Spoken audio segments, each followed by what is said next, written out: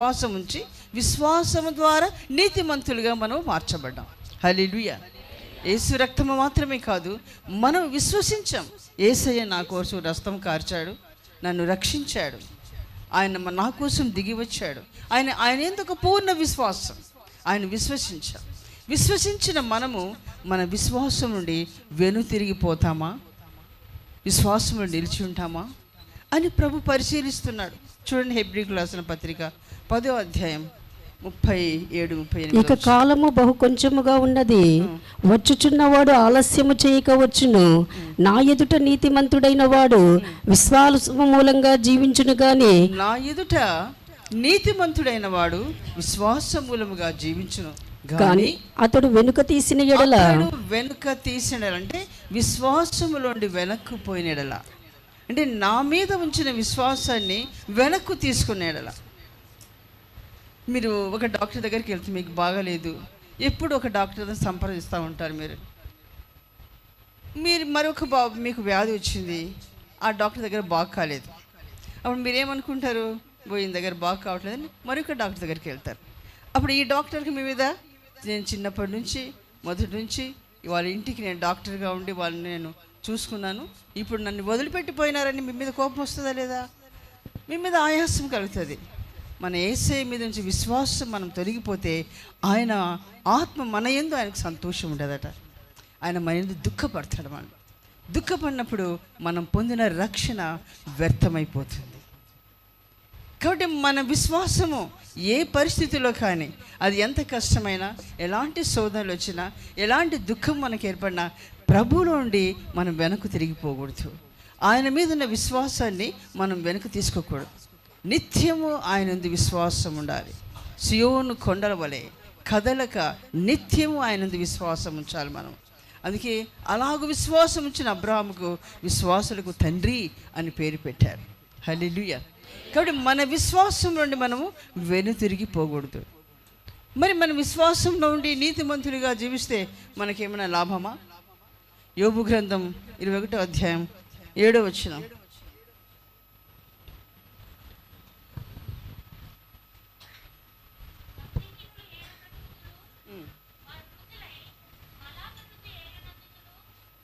ఆ అధ్యాయం అంతా కూడా భక్తిహీనులు బాగా అభివృద్ధి పొందుతున్నట్లుగా, వాళ్ళు ఏ పని చేసినా వాళ్ళు అభివృద్ధి పొందుతున్నట్లుగా, వారు ఏ ప్లాన్ వేసినా అది సక్సెస్ అవుతున్నట్లుగా రాయబడింది.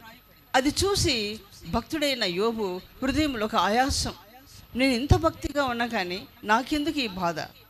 భక్తిహీనులు ఇలా వర్ధిల్లుతున్నారేంటి? వారికి ఏ కష్టం లేదు, వారు చేపట్టిన ప్రతి పనిలో అభివృద్ధి కలుగుతుంది అని ఆయాసపడుతున్న వాళ్ళు చూసి మచ్చర పడుతున్నారంట. 73వ కీర్తనలో కూడా 3వ వచనం కూడా అదే రాయబడింది. ఆ భక్తిహీనులు ఇట్లా వర్ధిల్లుతున్నారంట. 20 గుడ్లు పెడితే పొదిగేస్తే 20 గుడ్లు పొదుగుతున్నాయి. నేను 10 గుడ్లు 20 గుడ్లు నేను పొదిగేస్తే 5 గుడ్లు కూడా పొదగట్లేదు, తగినవన్నీ పాడైపోతున్నాయి. మరి భక్తిహీనులు వాళ్ళు చేసిన ప్రతి పని సక్సెస్ అయిపోతుంది అని మత్సరం కలుగుతుందంట. వాళ్ళు అడుగుపెట్టిన ప్రతి స్థలము నేతి మీద అడుగుపెట్టినట్లు ఉంటుందంట భక్తిహీనులు. కానీ చివరికి వాళ్ళ పరిస్థితి ఏమిటి? ఆ చదువుకుంటూ పోతే వారు కాలు జారి పడడానికి సిద్ధంగా ఉన్నారు. క్షణములో వారు కనబడకుండా ఎక్కడ పోతారు? వాళ్ళు నిత్య నరకానికి వెళ్తారు. మనమైతే మనం ఎంత కష్టంగా జీవించినా, ఈ లోకంలో మనకి ఎన్ని శ్రమలు వచ్చినా, ఎలాంటి బాధను అనుభవించినా, మనం కన్ను మూస్తే దేవుని వడిలో ఉంటాం. నిత్యమైన రాజ్యం అది శాశ్వతమైన రాజ్యం. ఇది అశాశ్వతమైనది. ఇక్కడ పొందే ప్రతి ఆశీర్వాదము క్షణికమే, అది అశాశ్వతమైనది. అక్కడ మనం పొందబోయే ఆశీర్వాదం శాశ్వతమైన ఆశీర్వాదం. హల్లెలూయా. అక్కడికి మనం సిద్ధపడుతున్నాం. కాబట్టి లోకంలో మన పరిస్థితులు చూసి మనం ఎంత భక్తి చేసినా, ఎంతగా ప్రభువును విశ్వాసం ఉంచినా, ఎందుకు మా పరిస్థితి ఇలా ఉంది, వారెందుకు అభివృద్ధి పొందుతున్నారు అనే మచ్చరం మనకు కలగకూడదు. మనకి ఎలాంటి కష్టమైనా ఏమందు కూడా ప్రభువును చేయి విడిచే దేవుడు కాదు. చూడండి, అదే యోబు గ్రంథం 36వ అధ్యాయం 7వ వచనం. నీతిమంతులు ఆయనను చూడకపోడు, నీతిమంతులను ఆయన చూడకపోడు, సింహాసనం మీద కూర్చుండు రాజులతో ఆయన వారి నిత్యము కూర్చుండబెట్టును. హల్లెలూయా. ఇంకా కింది వచ్చిన ఆయన వారిని నిత్యము కూర్చుండబెట్టును, వారు ఘనపరచబడుదురు. వారు ఘనపరచబడుదురు. హల్లెలూయా. చూసారా మనకి ఇచ్చే ఆశీర్వాదం. నీతిమంతులను ఆయన చూడకపోతే తప్పకుండా చూస్తాడు, తప్పకుండా వారి పరిస్థితి చూస్తాడు, వారిని ఘనపరుస్తాడంట, వారి సింహాసనం మీద కూర్చుండబెడతాడంట. హల్లెలూయా. మన నీతిమత్వాన్ని అంతవరకు మనం కాపాడుకోవాలి. అప్పుడు మనకేముంది? సింహాసనం ఉంది, అక్కడ ఘనత ఉంది. అది శాశ్వతమైన సింహాసనం. ఈ లోకంలో సింహాసనం ఎంతవరకు? 5 సంవత్సరాలు. మధ్యలో కూడా పోవచ్చు, మధ్యాంతర ఎన్నికలు జరగవచ్చు. సింహాసనాలు అశాశ్వతమే, అది ఎలాంటి సింహాసనమైనా. కానీ మనం పొందబోయే సింహాసనము శాశ్వతమైన సింహాసనం. హల్లెలూయా, హల్లెలూయా. మన దృష్టి దాని మీద ఉంచాలి, దాని మీద మన దృష్టి ఉంచాలి. దాని గురించిన ఒక దర్శనం మనకు అవసరం. మనం పొందబోయే స్వాస్థ్యం యొక్క ఎలాంటిది అని ఆ స్వాస్థ్యమును గురించిన దర్శనం మనం కలిగి మన యాత్ర ముందుకు కొనసాగించాలి. హల్లెలూయా. అయితే దేవుడు నీతిమంతులను పరిశీలిస్తున్నాడు. ఏ విషయాల్లో ఆయన పరిశీలిస్తున్నాడు చూడండి. న్యాయాధిపతుల గ్రంథం 2వ అధ్యాయం చివరి 3 వచనములు, 3వ అధ్యాయం 4వ వచనం. గనుక నేను నియమించిన విధిని అనుసరించి వారి పితరులు నడుచున్నట్లు వీరును యెహోవా విధించిన దానిలో నడుచుదురో లేదో ఆ జనము వలన ఇశ్రాయేలుని శోధించుటకై యెహోషువ చనిపోయిన కాలమున శేషించిన జనములలో ఏ జనమును వారి ఎదుట నుండి నేను వెళ్ళగొట్టను. నెక్స్ట్, అందుకు యెహోవా ఆ జనములను యెహోషువ చేతికి అప్పగింపకయు శీఘ్రముగా వెళ్ళగొట్టకయు మాని వారిని ఉండనిచ్చెను. 3వ అధ్యాయం 4వ వచనం. అనగా పూర్వము ఆ యుద్ధములను ఏమాత్రమును చూడని వారిని యుద్ధము చేయ నేర్చున్నట్లు యెహోవా ఉండనిచ్చిన జనములు ఇవి. ఫిలిస్తీన్లు 5 సర్దారులు జనులను యెహోవా వారిని పరిశోధించిన మాట ఉంటుంది. 4 ఇశ్రాయేళ్లకును కానానీయులకును జరిగిన యుద్ధములన్నిటినీ చూడని వారందరినీ శోధించి ఇశ్రాయేలును పరిశోధించుటకై. హల్లెలూయా. ఇశ్రాయేలును పరిశోధించుటకై అంట అన్ని జనులను వారి మధ్యలో ఉంచాడంట దేవుడు. ఆనాడు ఇశ్రాయేలు ప్రజలకు దేవుడు కనాను ఇస్తా అన్నాడు. ఐగుప్తు దేశం నుంచి వారు ప్రయాణమై వచ్చారు. 40 సంవత్సరాలు ప్రయాణమై వచ్చి కనాను వారు పొందుకున్నారు. మధ్యలో ఎన్నో యుద్ధాలు జరిగినాయి, ఎన్నో రాజ్యాలను జయించినారు. అయితే ఈ కనాను దేశంలో కొంతమంది అన్య రాజులు ఉన్నారు. దేవుడు వారిని వెళ్ళగొట్టలేదంట. ఎందుకు వెళ్ళగొట్టలేదంటే ముళ్ళుగా పెట్టాడు ప్రక్కన. ఇశ్రాయేలీయులు నా ఆజ్ఞలను గైకొంటారో లేదో, నేను విధించిన విధులను అనుసరించి నడుస్తారో లేదో అని పరిశీలించుటకు వారిని ప్రక్కలనే ఉంచాడంట. ఎవరుంచారు? దేవుడే ఉంచాడు. మన ప్రక్కన అన్యులు లేరా? మన ఇళ్ళ పక్కన అన్యులు ఉన్నారు.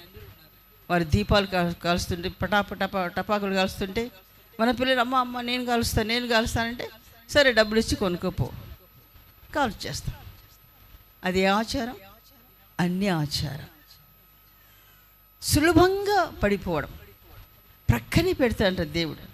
మనల్ని ప్రేరేపించేవారని ప్రక్కలనే ఉంచి మనల్ని ప్రేరేపిస్తారు. వాళ్ళు చక్కగా సంక్రాంతి పండుగ వస్తే ముగ్గులేస్తారు కదా, ఆ ముగ్గులు వేసి దాంట్లో అంతా కలర్స్ నింపేస్తారు. అది చూసి కొంతమంది స్త్రీలు, కొంతమంది ఎందుకు మేమే ఇంకా నామకార్థ క్రైస్తవులుగా ఉన్నప్పుడు క్రిస్మస్ వస్తుందంటే వాళ్ళలాగా ముగ్గులు వేసి అన్ని కలర్స్ అన్ని నింపి ఇండియా మ్యాప్ వేసి అందులో దీపాలు ఏంటివి క్యాండిల్స్ అంటించి అర్ధరాత్రి పూట క్యారల్స్ అని వస్తారు అందరు. సేవ్ క్యారల్స్ అని వచ్చినప్పుడు వాళ్ళకి ఏమైనా టిఫిన్స్ అవి ఇచ్చి పంపిస్తుంటాం. వాళ్ళు వచ్చి చూసి సంతోషించాలని అట్లా చేసేవాళ్ళం. అవన్నీ ఎవరివి? ముగ్గులు వేయడం, కలర్ నింపడం. ఇదంతా మనకి ఏమనిపిస్తుందంటే చాలా బాగుంది కదా, ఇట్లా మనం కూడా ఇలా చేస్తే బాగుంటుంది అని దాన్ని ఆచరిస్తున్నాం. మనకు తెలియకుండానే అన్య ఆచారాలను మనం ఆచరిస్తున్నాం. అలా ఆచరిస్తామా, లేకపోతే దేవుని విధులను ఆజ్ఞలు గైకొని భయభక్తులు కలిగి వైరాగ్యం కలిగి ప్రభు కొరకు జీవిస్తామా అని దేవుడు మన ప్రక్కలనే పెడతాడంట. ఆనాడు ఇజ్రాయేల్ ప్రక్కలనే అన్ని రాజులను పెట్టాడు. 31 రాజులను 7 జాతుల వంశముల వారిని పెట్టాడంట వాళ్ళ ప్రక్కన. అప్పుడు పెట్టేసి దేవుడు అంటున్నాడు, మీరు నా విగ్రహారాధన చేయకూడదు, మీరు అన్య స్త్రీలను వివాహం చేసుకోకూడదు, అన్ని ఆచారాలు మీరు పాటించకూడదు అని వారికి ఆజ్ఞాపించాడు. కానీ ప్రక్కలోనే వాళ్ళని పెట్టాడు. ఇలా ప్రక్కలను పెట్టినప్పుడు చాలామంది పడిపోయారు, అన్య స్త్రీలను వివాహం చేసుకొని దేవుని దుఃఖపరిచారు. ఆ మార్గంలోనే చాలామంది పడిపోయారు, రాలిపోయారు.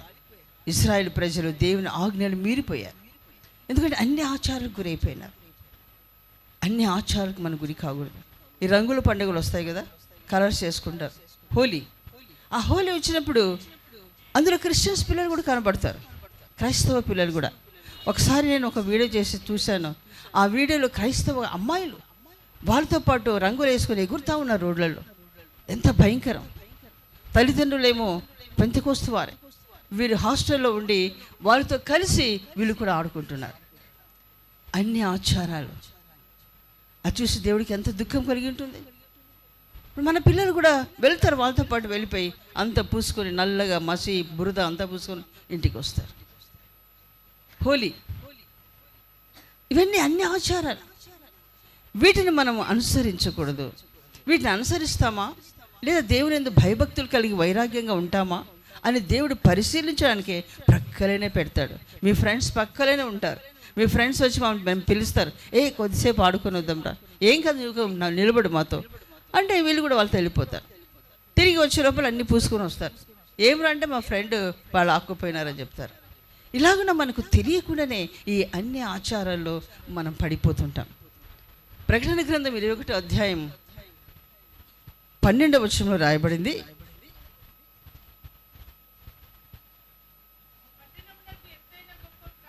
ఆ పట్టణమునకు ఎత్తైన గొప్ప ప్రాకారం ఉండేనంట. ఏమిటి? ఎత్తైన గొప్ప ప్రాకారం. ఆ పట్టణం ఎక్కడుంది? పరలోకంలో ఉంది. పరలోకంలో పట్టణం ఉంది. ఆ పట్టణాన్ని చూసి ఇదిగో గొర్రెపిల్ల భార్య అని యోహాను భక్తునికి దూత చెప్తున్నాడు. ఆ పట్టణం ఎవరో కాదు, సంఘం. హల్లెలూయా. పరలోకంలో ప్రాకారాలు ఎందుకు కట్టుకుంటాం మనం? ఇప్పుడు మనకు గోడ ఉంది. ఆ గోడ ఎందుకుంది? బయట వాళ్ళు చూడకుండా, లోపలికి రాకుండా. ఆనాడు రాజులు పెద్ద పెద్ద ప్రాకారాలు కట్టుకునేవారు వారి రాజ్యం చుట్టూ. మనకు తెలుసు ఎరుకో గోడలు ఎంత పెద్దగా ఉన్నాయి.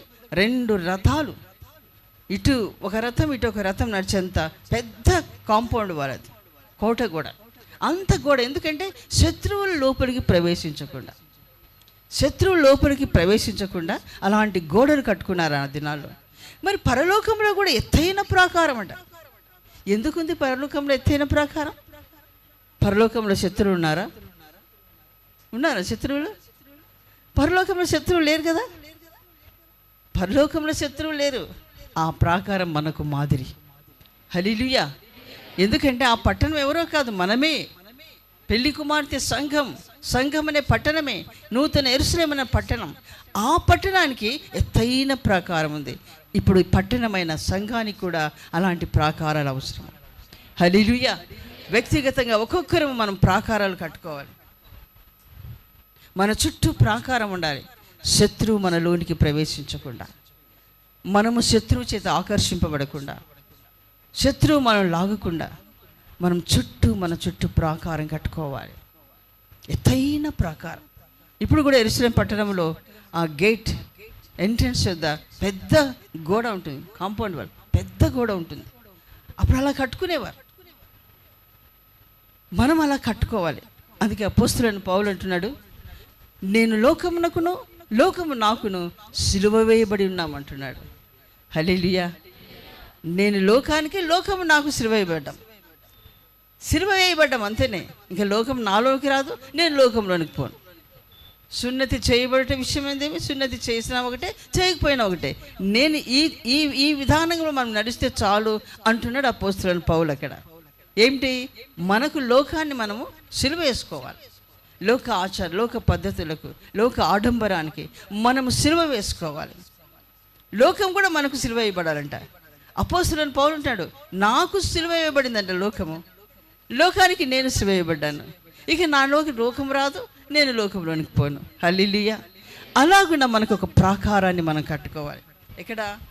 ఎక్కడ మన ఇంటి చుట్టూ కాదు, మందిరం చుట్టూ కాదు, మన మనస్సులో ఒక ప్రాకారం ఉండాలి.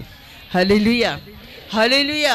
మనస్సులో ప్రాకారం కట్టుకొని మన మనస్సు శత్రు వైపు చూడకుండా, అన్య కార్యాల వైపు చూసి మన నష్టమైపోకుండా మనం స్థిరంగా ప్రభు కొరకు వైరాగ్యం కలిగి జీవించినట్లుగా మనం జీవించాలి. హల్లెలూయా. అందుకే మనకు ప్రాకారం అవసరము. దీనినే అంటున్నాడు ప్రత్యేక జీవితం. మీరు లోకమునకు వేరై రక్షణ పొందుడి. ప్రత్యేక జీవితం ఉపదేశంలో 4వ భాగం. మనం ప్రత్యేకపరచబడిన వారం. లోకంలోంచి దేవుడు మనం ప్రత్యేకించుకున్నాడు. ప్రత్యేకించబడిన మనము ప్రత్యేక జీవితం చేయాలి. లోకం మనలో కనబడకూడదు. లోకానికి పరిపూర్ణంగా మనం వేరే ఉండాలి. అందుకే ప్రభు అంటున్నాడు, మీరు లోకంలో ఉండి మీరు వేరే రక్షణ పొందారు. మీలో లోకం ఉండకూడదు. మీరు ప్రత్యేకింపబడినవారు. మీరు ప్రత్యేకమైన జీవితం చేయండి, అప్పుడు నేను మీ మధ్యలోనికి వస్తాను. మీరు నాకు ప్రజలై ఉంటారు, నేను మీకు దేవుడనై ఉంటాను అంటున్నాడు. హల్లెలూయా, హల్లెలూయా, హల్లెలూయా. పరలోకంలో ఆయన ఎక్కడ ఉంటాడు? మన మధ్యలో సంచరిస్తాడంట. ఎవరి మధ్యలో? ప్రత్యేకింపబడి ప్రభు రాకులు ఎత్తబడిన వారి మధ్యలో. ఆయన దేవుని ప్రజల మధ్యలో ఆయన నివాసం ఉందట. ఆయన మన మధ్యలో నివసిస్తాడు. ఎప్పుడు ఇక్కడైనా సరే, పరలోకమైనా సరే, ఆయన మన మధ్యలో, మన గృహములో, మన హృదయంలో ఎప్పుడు నివసిస్తాడంటే మనం లోకానికి మనం పరిపూర్ణంగా ప్రత్యేకించుకొని జీవించినప్పుడు. లోక ఇష్టం మనలో కనబడకూడదు. లోక ఆశలు మనలో కనబడకూడదు. శరీర ఆశలు మనలో కనబడకూడదు. నేత్రాశ మనకు కనబడకూడదు. ఇవన్నీ లయమైపోవటకు సిద్ధంగా ఉన్నాయి. ఇవన్నీ మాయమైపోయే దినాలు సమీపించాయి. కాబట్టి వాటన్నిటిని మనము ప్రత్యేకించుకొని, వాటికి మనం సిలువ వేసుకొని ప్రభు కొరకు మనము వైరాగ్యం కలిగి జీవించాలి. హల్లెలూయా, హల్లెలూయా. కాబట్టి ఆయన ఆజ్ఞలు గైకొంటామో లేదో అని దేవుడు పరిశీలిస్తున్నాడు. రెండవదిగా, నీ పూర్ణ హృదయముతో, నీ పూర్ణ ఆత్మతో, నీ పూర్ణ హృదయంతో ప్రభువును ప్రేమిస్తున్నావా లేదని పరిశీలిస్తున్నాడంట. ద్వితీయోపదేశకాండం 13వ అధ్యాయం 1 నుంచి కొన్ని మాటలు చదవండి.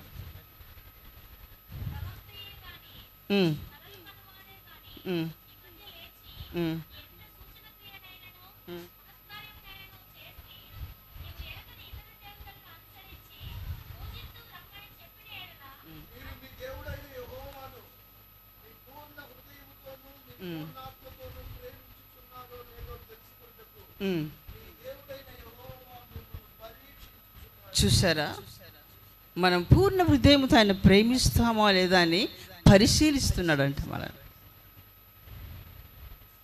పరిశీలించి మనల్ని తెలుసుకుంటాడు ఆయన. హల్లెలూయా. మనలో ఒక ప్రవక్త ఉన్నాడు బైబిల్ గ్రంథంలో, 1 రాజుల గ్రంథం 13వ అధ్యాయం 1 నుంచి కొన్ని మాటలు చదవండి.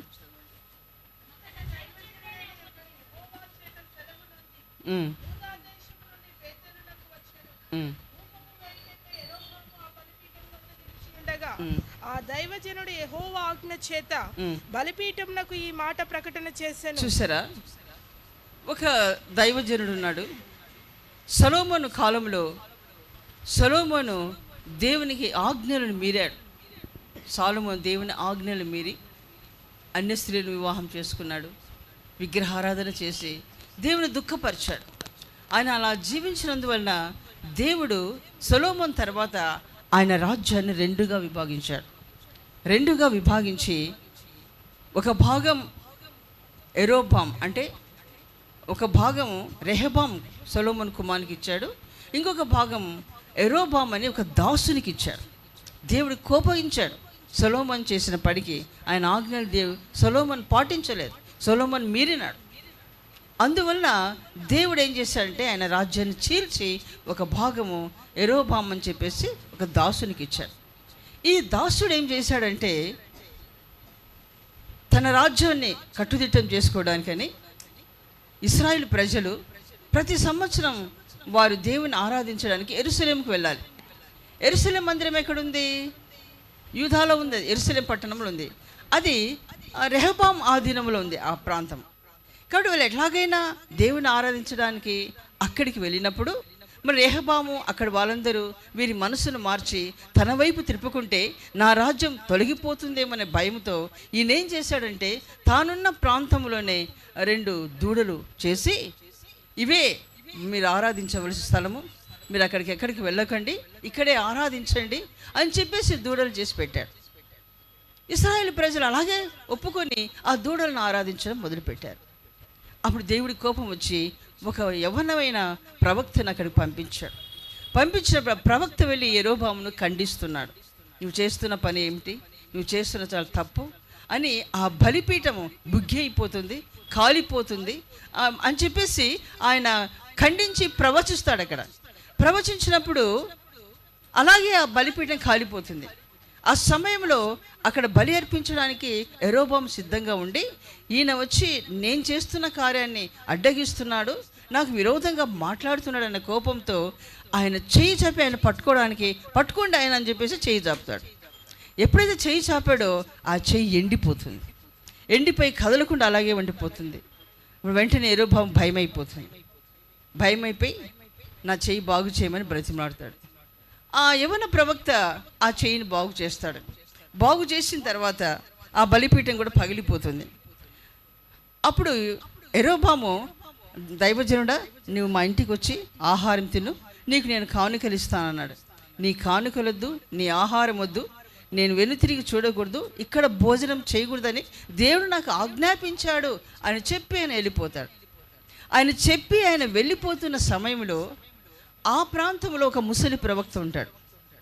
ఆ ప్రవక్త ఏం చేస్తాడంటే తన కుమారుల ద్వారా జరిగిన విషయం తెలుసుకొని, అరే ఆ యవనుడైన ప్రవక్త ఎక్కడున్నాడు, ఎటువైపు వెళ్ళాడు అని తెలుసుకొని ఆయన వెళ్ళి ఆ ఒక గాడిద మీద వెళ్ళిపోయి ఆ యవనుడైన ప్రవక్తను ఆపి, నువ్వు మా ఇంటికి రావాలి, మా ఇంట్లో భోజనం చేసుకోని పోవాలి అంటాడు. లేదు నేను అలా తిరగకూడదు, అలా తిరగొద్దని దేవుడు నాకు ఆజ్ఞాపించాడు, ఇక్కడ భోజనం చేయకూడదని దేవుడు నాకు ఆజ్ఞాపించాడు అని చెప్పి ఆయన వెళ్ళిపోతుంటే ఈ ముసలి ప్రవక్త ఏం చేశాడంటే, లేదు దేవదూత నాకు వచ్చి నిన్ను తీసుకొచ్చి భోజనం చేయమని చేసి పంపించమని నాకు ఆజ్ఞాపించాడు అని చెప్పాడు. వెంటనే ఆ యవనుడైన ప్రవక్త ముసలి ప్రవక్త మాటను నమ్మేస్తాడు. ప్రవక్త కదా, వృద్ధాప్యమైన ప్రవక్త, నిజమేనేమో అనుకున్నాడు. దేవుడు తనకు ఆజ్ఞాపించింది ఒక మాట. దేవుడు తనకు ఆజ్ఞాపించినప్పుడు తిరిగి వెళ్ళి తినాలన్నా వద్దనేది కూడా దేవుడు ఆజ్ఞాపిస్తాడు. ఆ జ్ఞానం లేకుండా ఈ ముసలి ప్రవక్త మాట విని వెనుతిరిగిపోయాడు. వెళ్ళి ఆ ఇంట్లో భోజనం చేస్తూ ఉన్నాడు. వెంటనే అదే ముసలి ప్రవక్తకు దేవుని యుద్ధంతో ఒక ఆజ్ఞ వచ్చింది. చదవండి 20 వచనం 21 వచనం.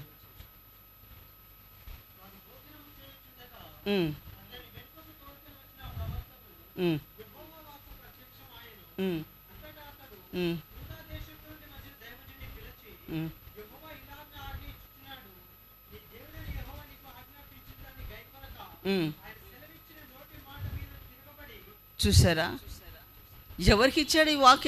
ఎవరి దగ్గరికి వచ్చింది? ముసలి ప్రవక్తకే వచ్చింది. మళ్ళీ ఈ దైవజనుడు ఎవరైనా దైవజనుడు దేవుని మాట వినకుండా తిరగబడ్డాడు. కాబట్టి ఆయన తన పితరుల సమాధుల్లో చేర్చబడు, మార్గంలో చంపబడతాడని ఆజ్ఞ వచ్చింది. అలాగే ఈ యవనుడు భోంచేసి ప్రయాణమై వెళ్తున్నాడు. మధ్యలో సింహం వచ్చింది, చంపేసింది. ఆయన సమాధి ఎక్కడ ఉండాలి? యెరూషలేం పట్టణంలో ఆయన సమాధి కార్యక్రమం జరగాలి. పితరుల మధ్యలో జరగవలసింది అక్కడ జరగలేదు. ఇదే ప్రాంతంలో ఎక్కడ చనిపోయాడో ఆ ప్రాంతంలో పాతి పెట్టబడవలసి వచ్చింది. మామూలుగా ఎలా పాతి పెట్టడం మనం ఇష్టపడతామా? మన సొంత ఊర్లో వెళ్ళి పాతి పెట్టాలని, మన సొంత వారి సమాధుల మధ్యలో మనం కూడా పాతి పెట్టబడాలని ఆశపడతాం. అది ఎవడు దేవుని మాటకు తిరగబడ్డాడంట. అదే ముసలి ప్రవక్త అంటున్నాడు, దేవుని మాటకు తిరగబడిన వ్యక్తి. ఆయనే మోసం చేశాడు. ఆ ప్రవక్త, ముసలి ప్రవక్త మోసం చేశాడు. మోసం చేసి ఆ మోసంలో పడిపోయాడు యవన ప్రవక్త. పడిపోయిన యవన ప్రవక్తను చూసి దేవునికి తిరగబడిన వ్యక్తి అంటున్నాడు. చూసారా, మనం ఎవరి మాట, దేవుని వాక్కు ఏమని సెలవిస్తుందో ఆ వాక్కుకే లోబడి జీవించాలి తప్ప తర్వాత ఎవరు ఏం చెప్పినా కానీ మనం వినకూడదు. మనకు ఏ ఉపదేశంలో మనం కట్టబడుతున్నామో అదే ఉపదేశంలో అంతవరకు మనం జీవించాలి. మీరు ఈ ప్రాంతం విడిచి మీరు ఎక్కడికైనా పోవచ్చు, మీకు ఎక్కడైనా ట్రాన్స్ఫర్ కావచ్చు. అక్కడికి వెళ్ళినప్పుడు వేరొక ఉపదేశం మీరు అంగీకరించకూడదు. ఏ ఉపదేశం విన్నారో ఒక్కసారి అప్పగింపబడిన ఈ బోధ నిమిత్తమే మనం అంతవరకు జీవించాలి. హల్లెలూయా, హల్లెలూయా. అపోస్తలుడైన పౌలు అంటున్నాడు, గలతీ పుస్తకంలో రాయబడింది 1వ అధ్యాయంలోనే, నేనైనను పరలోకమును దిగి వచ్చిన ఒక దూత అయినను మీకు ఈ సువార్త కాక వేరొక సువార్త చెప్తే మీరు వినకూడదు అంటున్నాడు. ఎవరంటున్నాడు? అపోస్తలుడైన పౌలు అంటున్నాడు, పరలోకమును దిగి వచ్చిన దూత అయినను. అంటే వేరొకరు వచ్చి మనల్ని మోసం చేస్తారు. దూతలుగానే, భక్తులుగానే, దైవ సేవకులుగానే, ప్రవక్తలుగానే ఆ రూపంలో వచ్చి మనల్ని మోసం చేస్తారు. ఈ దినాలు మోసపోయే దినాలు, మోసపరచబడే దినాలు ఇవి. మత్తయి సువార్త 24వ అధ్యాయం 12వ వచనం రాయబడింది, అంత్య దినములలో అనేకులైన అబద్ధ ప్రవక్తలు వచ్చి మిమ్మల్ని మోసం చేస్తారని రాయబడింది. మోసం చేస్తున్నారు. ఇప్పుడు వేరొక బోధన తీసుకొస్తున్నారు. మీరు నడుస్తున్న బోధ కరెక్ట్ కాదు, ఇది కాదు కరెక్ట్ బోధ, మీరు ఇలా నడుచుకోండి. ఈ విధంగా వేరే సంఘం ఉంది, తల్లి సంఘం, నామకార్థ జీవితాలు, యేసునామంలో బ్యాప్టిజం, రకరకాల బోధలు వచ్చాయి. ఇప్పుడు బెన్హామ్ బోధన ఒకటి వచ్చింది, ఆయనే దేవుడు అని చెప్పేసి రకరకాల బోధలు వచ్చాయి. ఈ బోధలకు మనము మరులు కొల్పబడకూడదు. మనం ఎక్కడ ఏమి నేర్చుకున్నామో, ఏ ఉపదేశంలో మన జీవితాన్ని కట్టుకున్నామో అదే ఉపదేశంలో అంతవరకు మనం నిలిచి ఉండాలి. హల్లెలూయా. మనం కొద్ది కూడా తొట్టిల్లకూడదు, ఆ బోధకు మనం వెన్ను తిరగకూడదు. ఈ ప్రవక్త చూసారా, ఒక ప్రవక్తను మోసం చేశాడు. ఒక ప్రవక్తను మోసం చేసినప్పుడు మనం మోసపోవడానికి అవకాశం లేదా? ఎంతో అవకాశం ఉంది. సులభంగా మోసపోతున్నారు, సంఘం నుంచి తొలగిపోతున్నారు, సత్యంలోంచి. అబ్బో ఇది చాలా ఇరుకుగా ఉంది, అన్నీ స్ట్రిక్టే, ఇలా ఉండగాలి, ఇలా ఉండాలి, ఇలా ఉండకూడదు, ఇలా ఉండకూడదు, ఎప్పుడు ఏదో ఒకటి ఖండిస్తూనే ఉంటారు. ఈ ఖండన నాకు లేవు, అంత ఫ్రీగా జీవించవచ్చు, హాయిగా ఉంటుంది. అక్కడికి వెళ్ళిపోతాం ఫ్రీగా అనమాట. ఎవరు ఖండించే వాళ్ళు ఉండరు, మన ఇష్ట ప్రకారంగా జీవించవచ్చు. అలాంటి సంఘాలు ఉన్నాయి. డ్యాన్సులు, అక్కడ పోతే డ్యాన్స్ చేయొచ్చు మంచిగా, మనం నాట్యం ఆడవచ్చు చక్కగా. సంఘాలు. ఒక దైవజనుడు ఉన్నాడు, మంచి పేరుగాంచిన దైవజనుడే, ప్రజలను యవనస్తులను ఆకర్షిస్తున్న దైవజనుడు వాళ్ళు. ఆ దైవజనుడు ఏమంటున్నాడంటే, మనం అందంగా కనబడాలి, మనం సౌందర్యవంతులుగా కనబడాలి, మనం సౌందర్యంగా ఉండాలనేదే దేవుని ఆశ. అందుకే ఆనాడు ఇక్కడ హెజ్కేలు గ్రంథం 28వ అధ్యాయంలో అక్కడ లూసిఫరు అలంకరించబడి ఉంటుంది. ఆ అలంకరణ ఈ అలంకరణ చాలా భేదం, దానికి దీనికి చాలా సంబంధం ఉండదు. అది ఆత్మ సంబంధంగా మనం ఆలోచించుకోవాలి. అయితే అదే వాక్యం చూపించి మనం చక్కగా కలర్ డ్రెస్సులు వేసుకొని అందంగా కనబడాలి. మన దేవుడు సర్వశక్తి గల దేవుడు, మన దేవుడు సకల ఐశ్వర్యవంతుడు, ఆయన ధనవంతుడు. మనం కూడా ధనవంతులాగానే కనబడాలి. పేదవారిలాగా, ఏమి లేని వారిలాగా ఆ తెల్ల బట్టలు వేసుకొని ఎందుకు, మంచి కలర్ బట్టలు వేసుకొని మనం చక్కగా కనబడాలి, సౌందర్యంగా కనబడాలని ఆయన చెప్తున్నాడు. ఆ గుంపులో పెంతెకోస్తు అమ్మాయిలు చాలామంది కనబడ్డారు. వాళ్ళని అలంకరించుకోమని చెప్తున్నాడు ఆయన. అన్ని చక్కగా అలంకరించుకోండి, అందంగా కనబడండి. సౌందర్యం కోరేవాడు మన దేవుడు, ఆయన సౌందర్యవంతంగా దూతం చేశాడు అని చెప్పినప్పుడు వాళ్ళ మైండ్లో ఏమైపోతాయి? ఎందుకు? ఆయన అందరి చేత ఆకర్షింపబడిన దైవజనుడు. పెద్ద ఆ గ్రౌండ్లో ఎంతోమంది ప్రజలు, యవ్వన బిడ్డలు ఎంతోమంది కూర్చున్నారు. ఈ మాటలు విని వారు కేకలు వేస్తున్నారు. వాళ్ళకి ఎంతో సంతోషం అయిపోయింది. ఓహో మేము ఇలా కనబడాలి, మేము అందంగా ఉండాలి. వారు సంతోషంగా కేకలు వేస్తున్నారు. వాళ్ళ మైండ్లన్నీ పాడైపోలేదా? ప్రవక్తలు అంత్య దినములలో అనేక మంది ప్రవక్తలు వచ్చి మోసం చేస్తారట. మోసపోకుడి, మీరు కట్టబడిన ఉపదేశంలో అంతవరకు మనం స్థిరంగా ఉండాలి. మనం కొంచెం కూడా తొట్టిల్లకూడదు. మీ సమర్పణ నుండి మీరు తొలగిపోకూడదు. మీ సమర్పణను తొలగించడానికి మీ ప్రక్కలనే వస్తారు కొంతమంది నామకార్థులు. వాళ్ళు చూసి మీకు కొంతమంది ఇంకొకరు హిందూస్ అంటారు, అన్యులు అంటారు, వాళ్ళు బాగానే ఉన్నారు కదా, మీరెందుకు ఇట్లా ఉంటున్నారు, అంతా ఏం లేనట్లుగా, వాళ్ళంతా మంచిగా ఉంటున్నారు అని మిమ్మల్ని శోధిస్తుంటారు మాటలతో. వాళ్ళని చూసి మీరు శోధింపబడకూడదు. మీ ప్రక్కలోనే పెడతాడు దేవుడు, మన ప్రక్కలోనే పెట్టి మనల్ని శోధిస్తాడు ఆయన. ఎలాంటి శోధన వచ్చినా మనం నేర్చుకున్న ఉపదేశంలో, మనం పొందిన సమర్పణలో అంతవరకు మనము స్థిరముగా నిలిచి ఉండాలి. హల్లెలూయా, హల్లెలూయా. తర్వాత నీవు దేవునికి భయపడువాడో కాదో తెలుసుకోవడానికి ఆయన శోధిస్తాడంట. ఈ మాట చెప్పినప్పుడు మీకు వెంటనే ఒక వ్యక్తి జ్ఞాపకం రావాలి. నీవు దేవునికి భయపడువాడో కాదో అని పరిశోధిస్తున్నాడు. ఎవరిని పరిశోధించాడు? అబ్రహాంను పరిశోధించాడు. అబ్రహాంను పరిశోధించినప్పటికీ అబ్రహాం ప్రభుని నమ్ముకుని ఎంతకాలం అయింది? అప్పటికి చాలా కాలమైంది. ఇస్సాకు పుట్టడానికి 25 సంవత్సరాలు అయింది. ఇస్సాకు పుట్టిన తర్వాత ఇస్సాకును బలిగా దేవుడు కోరినప్పుడు ఇంకా ఇస్సాకు ఎన్ని సంవత్సరాలు మనకు తెలియదు. అన్ని సంవత్సరాలు ప్రభువును వెంబడిస్తున్న అబ్రహాం, ప్రభు ఆయన పిలిచిన వెంటనే తన ఊరిని, తన ఇంటి వారిని, తన వంశాన్ని సమస్తమును విడిచి ఆయన వెంబడించాడే ప్రభువును విశ్వసించి. అలాంటి అబ్రహాంను దేవుడు పరిశీలిస్తున్నాడు. ఎప్పుడు? కుమారుడు పుట్టినాక దాదాపుగా 30 సంవత్సరాలు అనుకోండి, 40 సంవత్సరాలు కావచ్చు. ఎందుకంటే ఇస్సాకు అంత చిన్నవాడు కాదు, బాలుడేం కాదు, కొంచెం పెరిగిన వాడే. ఒక 15 ఇయర్స్ ఉండొచ్చు ఆయనకు. అలాంటి సమయంలో దేవుడు ఆయన శోధిస్తున్నాడు. నీకొక్కడైన కుమారుని నాకు సమర్పించు అన్నాడు, బలిగా అర్పించమన్నాడు. వెంటనే అబ్రహాం బలి అర్పించడానికి సిద్ధపడ్డాడు. ఏమాత్రమన్నా వెనుదిరిగాడా? అయ్యో, నా కుమారుడు ఒక్కడే ఇచ్చావు కదా ప్రభా, ఈయన ద్వారా ఆకాశ నక్షత్రముల వలె సంతానాన్ని ఇస్తానన్నావు, ఇసుక రేణువుల వలె సంతానం ఇస్తానన్నావు అని చెప్పి ఇప్పుడు నువ్వు బలిగా అడుగుతున్నావేంటి అని ప్రశ్నించలేదు, ఆర్గ్యుమెంట్ చేయలేదు దేవునితో. దేవుడు అడిగాడు అంతేనే. పోనీలే ఈయన కాకుండా ఇస్మాయిల్ని ఇద్దామా అని ప్లాన్ వేయలేదు. అలా కూడా అడగలేదు, ప్రభా నీవు ఇస్సాకుని అడుగుతున్నావా ఇస్మాయిల్ని అడుగుతున్నావా అని ప్రశ్నించలేదు.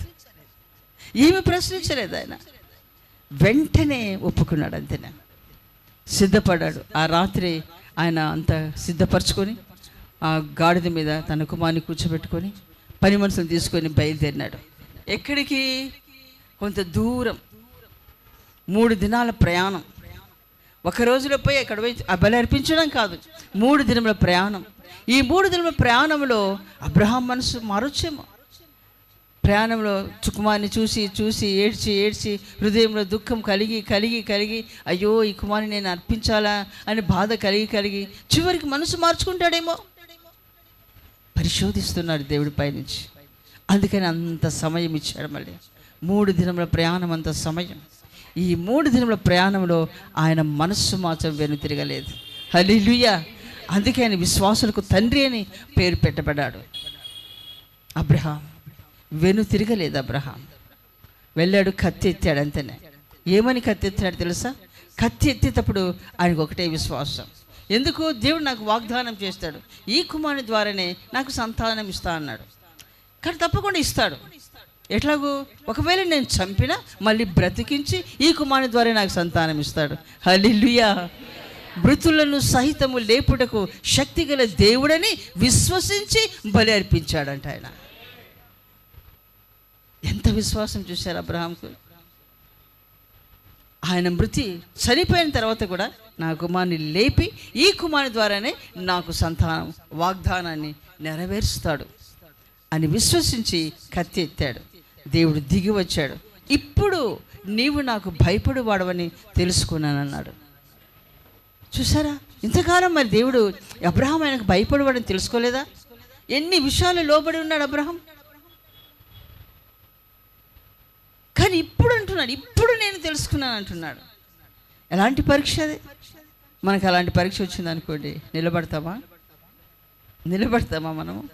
నీ కుమారుని ఏమంటే ఇవ్వగలమా?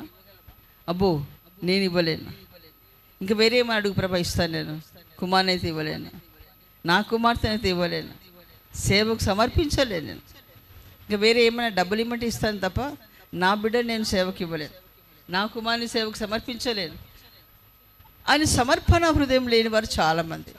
కడవరి దినాల్లో కోతెంతో విస్తారం ఉంది. కోయివారిని పనివారిని లేపమంటున్నాడు దేవుడు. పనివారి కొరకు ప్రార్థన చేయమంటున్నాడు దేవుడు.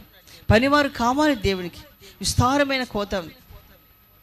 ఇంకా రక్షణ పొందిన వారు చాలామంది ఉన్నారు. ఈ గుంపులో చేరబడవలసిన వారు ఎంతోమంది ఉన్నారు. వారికి ఎవరు చెప్పాలి సువార్త? ఉన్నవారు సరిపోవట్లేదు. దైవ సేవకులు సువార్త చెప్పడానికి సేవకులు లేపబడాలి. సమర్పించే తల్లిదండ్రులు కావాలి. సమర్పణ హృదయం వ్యక్తిగతంగా కావాలి బిడ్డలకు. నేను దేవుని సేవ చేయాలి, దేవుని కొరకు ఆత్మలు సంపాదించాలి, దేవుని రాజ్యం కట్టబడాలి అనే ఆశ హృదయంలో కలగాలి. ఈ లోకంలో ఉన్న రాజ్యాలన్నీ కూడా అంతమైపోతాయి, లయమైపోతాయి. ఒక్క రాజ్యమే మిగులుతుంది, అదే దేవుని రాజ్యం. హల్లెలూయా. ఆ దేవుని రాజ్యానికి మనం ఆత్మలు సంపాదించాలి. ఆ రాజ్యానికి దేవుడు మనల్ని కూడా సామంతరాజులుగా పెడతాడు. హల్లెలూయా, హల్లెలూయా. ఈ రాజ్యంలో మనకి ఏమీ లేదు. మనం బికారులుగా ఉండొచ్చు, మనం ఎక్కడో పక్కన నెట్టేస్తాను. ఆ రాజ్యంలో మనకు స్థానం. ఎందుకంటే రేపొద్దున ఈ భూమి మీదనే 1000 ఏళ్ల పరిపాలన జరుగుతుంది. ఆ పరిపాలనకు యేసుతో పాటు మనం కూడా వస్తామంట. యేసుతో పాటు ఆయన వెంటనే ఆ పరిశుద్ధుల పరివారం దిగి వస్తుంది. ఆయనతో పాటు మనం దిగి వచ్చి ఇదే భూమి మీద యేసుతో పాటు మనం పరిపాలన చేస్తాం. హల్లెలూయా. ఎలాగో ఈ శరీరంతో కాదు, మహిమా శరీరంతో. అంటే ప్రభు రాకులు ఎత్తబడినవారు ఇక్కడ ఉండేవారు కాదు. ప్రభు రాకులు ఎత్తబడినవారు ప్రభుతో పాటు దిగి వస్తారు. ఇదే భూమి మీద మనం పరిపాలన చేస్తాం. హల్లెలూయా, హల్లెలూయా. కాబట్టి మన యేసయ్య రాజుగా వచ్చినప్పుడు మనం కూడా రారాజులుగా ఇక్కడ ఉంటాం. దేవునికి భయపడు వారమా కాదని దేవుడు మనల్ని పరిశోధిస్తున్నాడు, మనల్ని పరీక్షిస్తాడు. అలాంటి పరీక్షలు మనకు తెలియకుండానే ఎన్నో వస్తూ ఉంటాయి. ఆ పరీక్షలో మనం నిలబడి ఉండాలి. హల్లెలూయా, హల్లెలూయా. అదే ద్వితీయోపదేశ కాండం 14వ అధ్యాయం 22వ వచనం.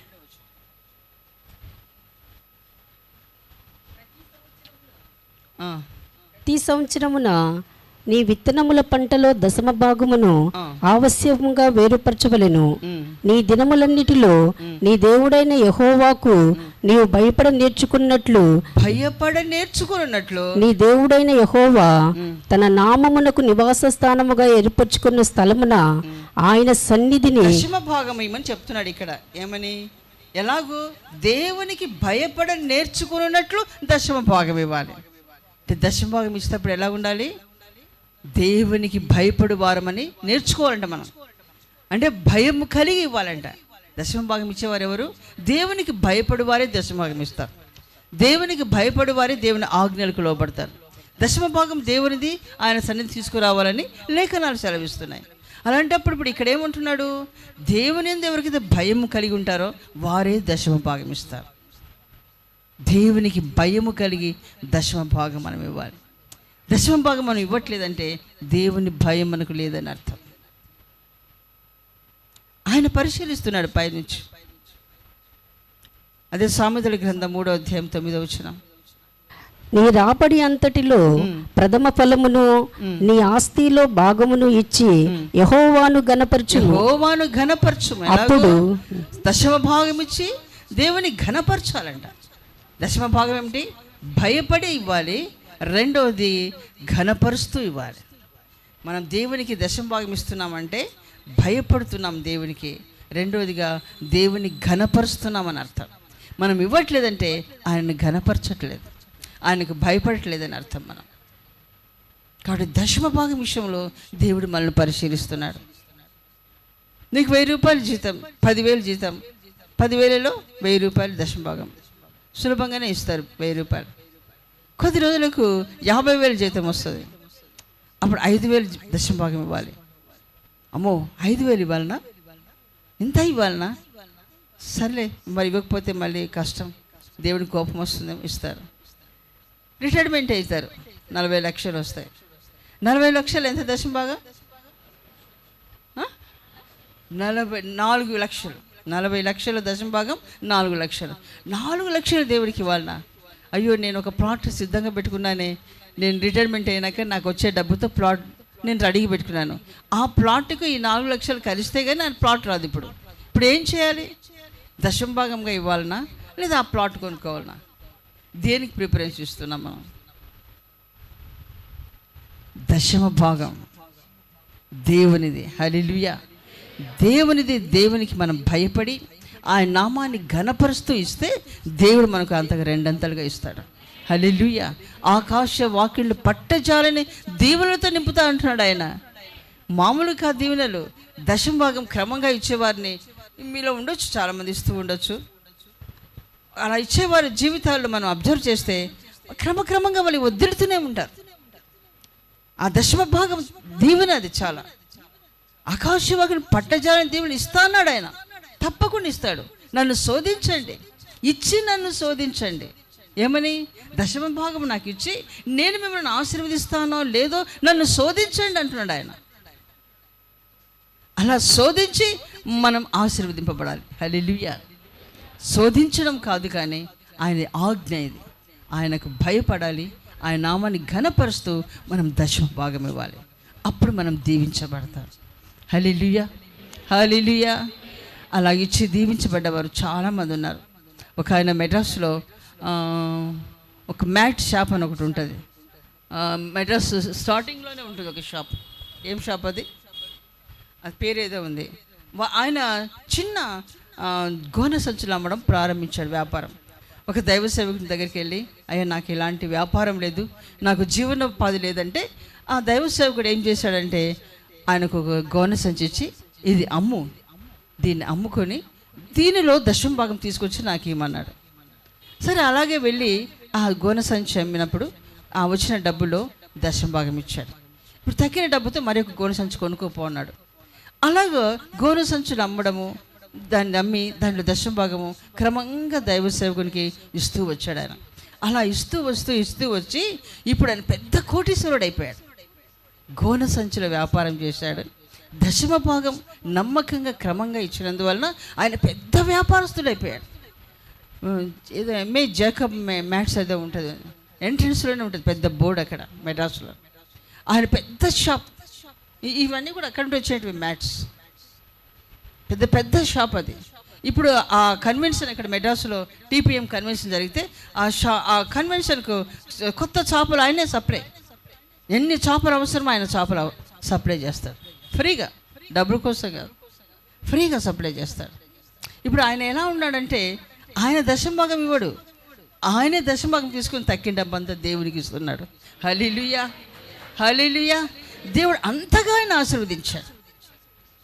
వాగ్దానం తప్పకుండా దేవుడు నెరవేరుస్తాడు. అయితే ఆయన ఆజ్ఞకి మనం లోబడి జీవించాలి.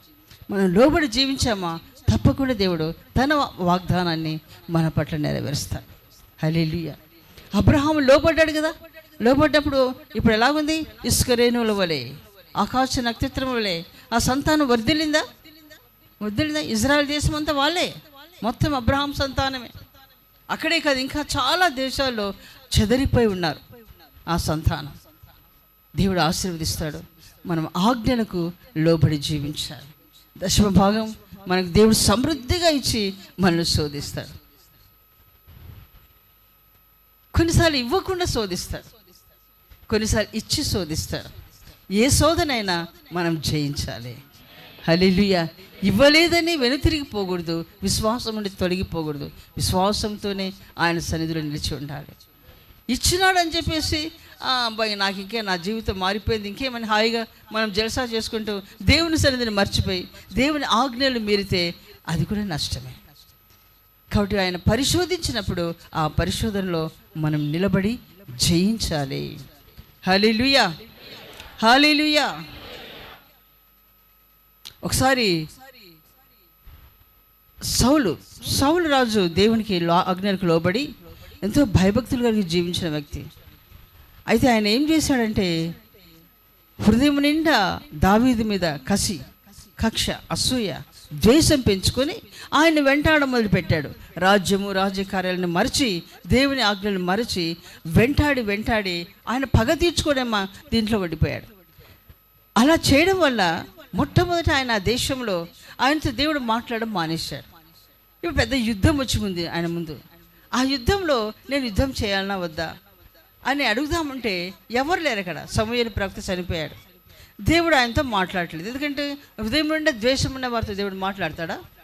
అసూయ పెంచుకున్న వారితో దేవుడు మాట్లాడతాడా? మాట్లాడు. కొంతమంది ఆయన దేవుడు నాతో మాట్లాడినారని చెప్తూ ఉంటారు. ఆయన అందరితో మాట్లాడారు. అట్లాగా వట్టి మాటలు. ఆ ముసలి ప్రవక్త చెప్పినట్లుగా, ముసలి ప్రవక్తలుగా చాలామంది దేవుడు నాతో మాట్లాడినాడు అంటారు. అంత సులభమా దేవుడు మాట్లాడడం? చాలా నీట్గా చెప్పేసి దేవుడు నాతో మాట్లాడినాడు అంటాడు. ఎట్లా మాట్లాడతాడు దేవుడు? అట్లా దేవుడు అంటే అంత సులభమా?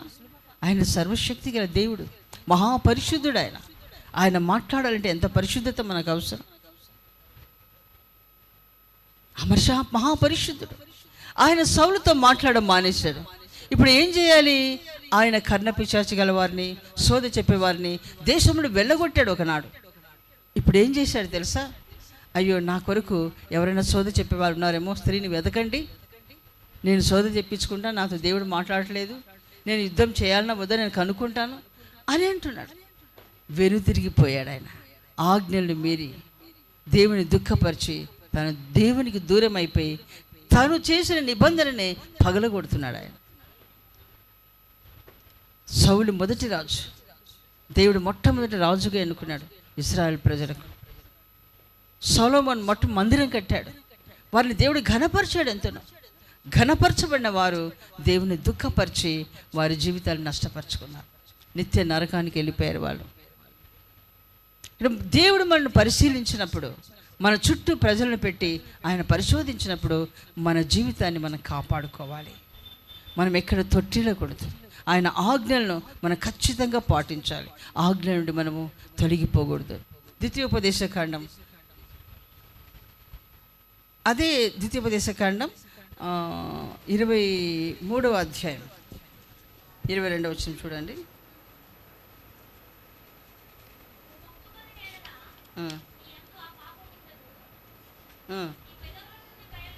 దాని ముందు మాట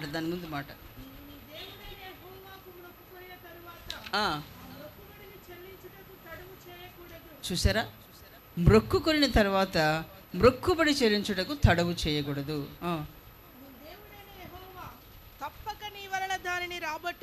చూసారా?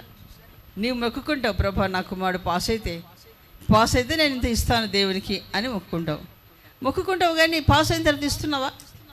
ఇవ్వట్లేదు. కొంతమంది ఇంకా పాస్ అయిన సంతోషంలో ఉండిపోతారు. ఇవ్వకపోతే ఏం చేస్తాడంట దేవుడు? తప్పకుండా నీ దగ్గర నుంచి రాబట్టుకుంటాడంట. నీవు ఇవ్వకపోతే నీ దగ్గర నుంచి ఎలా రాబట్టుకోవాలో దేవుడికి తెలుసు. ఆయన ఎవరు? దేవుడు. ఆయన కన్ను గప్పగలమా మనము? ఆయన దాటిపోగలమా మనము? మనకి జ్ఞానం కంటే ఆయన ఎవరు? మన జ్ఞానం ఆయన. ఒక మాట ఉంది కొరింథీలో, మన జ్ఞానం కంటే ఆయన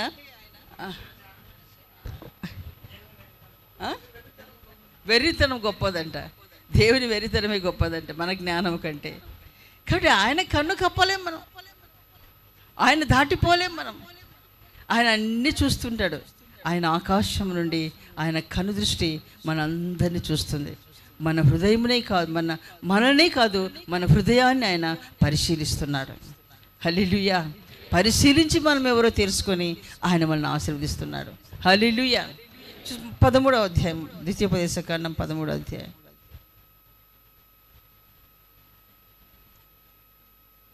8వ అధ్యాయం 2-3 వచనాలు. మరియు నీవు ఆయన ఆజ్ఞలను గైకొందువో లేదో నిన్ను శోధించి నీ హృదయములో ఉన్నది తెలుసుకున్నటకు నిన్ను అణుచు నిమిత్తము అరణ్యములో ఈ 40 సంవత్సరములు నీ దేవుడైన యెహోవా నిన్ను నడిపించిన మార్గమంతటిని జ్ఞాపకముకు చేసుకునుము. మన హృదయంలో ఏముందో తెలుసుకోవడానికి శోధిస్తాడంట ఆయన. మన హృదయంలో ఏముందో తెలుసుకోవడానికి శోధిస్తాడంట ఆయన. చూసి ఎలాంటి పరీక్షలు పెడుతున్నాడు దేవుడు. ఆనాడు ఇశ్రాయేల్లో ఆయన ప్రయాణం నడిపిస్తున్నాడు. ఆ మార్గంలో వారి హృదయంలో ఏముందో తెలుసుకోవాలి. అందుకని 40 రోజుల ప్రయాణము 40 సంవత్సరాలు చేశాడు ఆయన. ఎన్ని రోజులు? ఐగుప్తు దేశం నుంచి కనాను దేశానికి 40 రోజులే ప్రయాణం, ఓన్లీ 40 days. అయితే ఈ 40 రోజుల ప్రయాణాన్ని 40 సంవత్సరాలు చేశాడు దేవుడు.